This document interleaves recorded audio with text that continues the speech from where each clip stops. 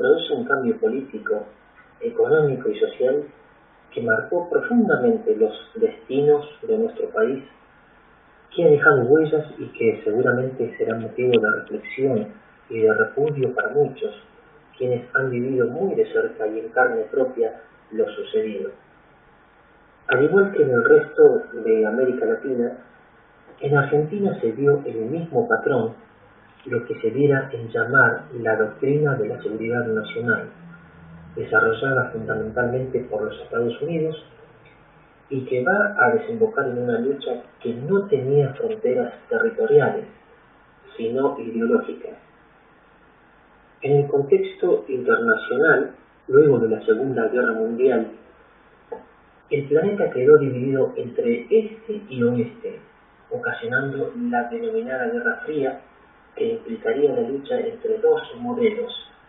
el socialista, referenciado en la Unión Soviética, y el capitalista, centralizado por Estados Unidos, modelos que se consideraban como antagónicos más que como adversarios políticos,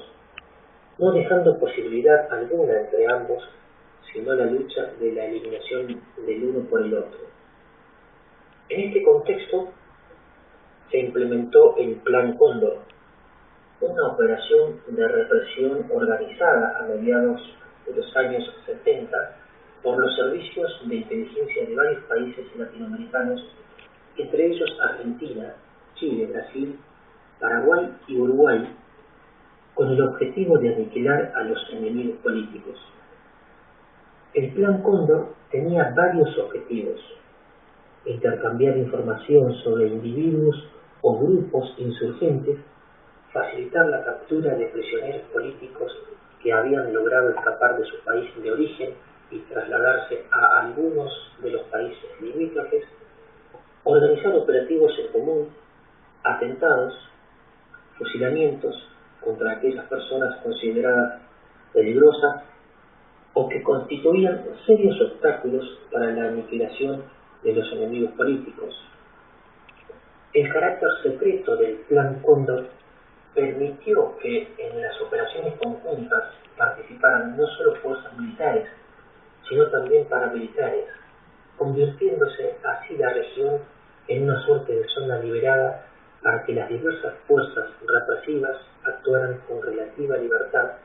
más allá de las fronteras del país de pertenencia, para conseguir los objetivos militares propuestos, dejando cuantiosas víctimas no tan solo en Argentina, sino también en Chile, Paraguay, Uruguay y Brasil. Ese 24 de marzo, que quedará muy marcado en la historia y en la sociedad argentina, se cerraron las puertas de todas las escuelas, como en algún otro momento había ocurrido en gobiernos anteriores, y se interrumpiría la transmisión de todas las emisoras de radio y televisión integrantes de la cadena nacional de radiodifusión, para anunciar mediante el comunicado número 1 que a partir de esa fecha el país se encontraba bajo el control operacional de la Junta de Comandantes Generales de las Fuerzas Armadas, con lo que se da comienzo al estado de sitio y una serie de restricciones sobre los movimientos y la vida ciudadana, el control de los poderes ejecutivo, legislativo y judicial y demás ámbitos y demás órdenes también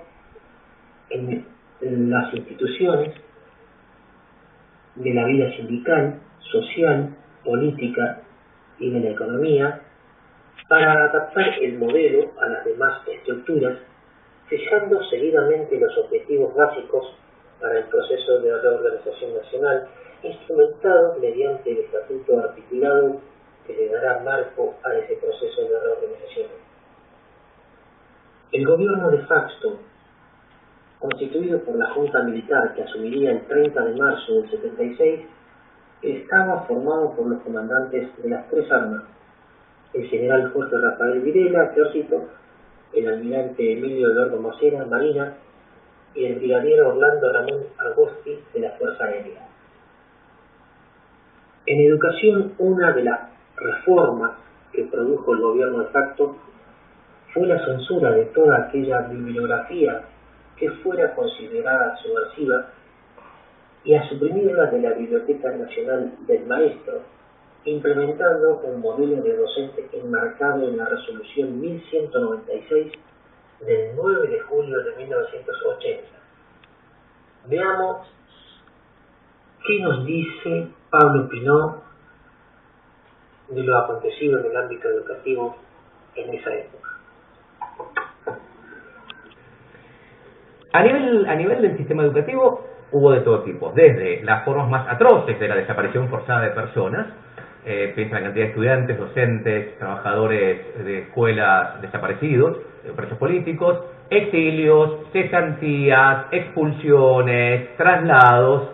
desde estas formas más duras, digamos, hasta un importante disciplinamiento cotidiano, censuras de todo tipo, censuras de libros, censuras de material, censuras de temas a ser tratados, un fuerte dispositivo de censura, de prohibición de libros. Probablemente aquí en el archivo conservamos